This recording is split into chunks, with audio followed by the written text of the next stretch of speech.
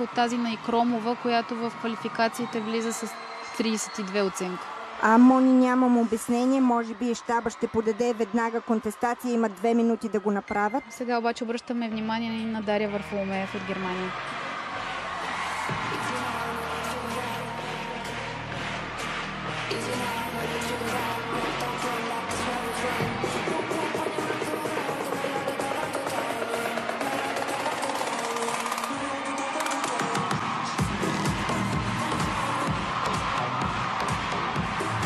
Серия от 4 жден торнанта с огъване на трупа.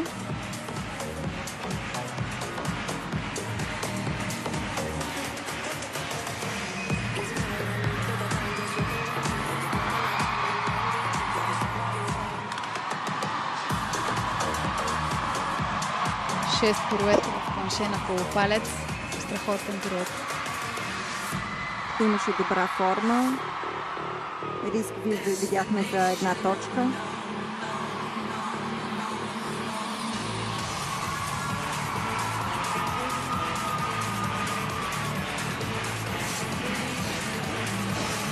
Виждаме една малко по-раздвижена Дария Варфоломеев.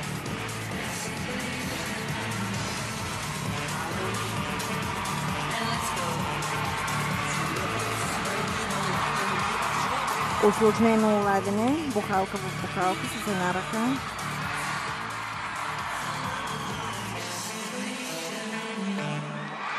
Сега изчакваме оценката на Варфоломеев.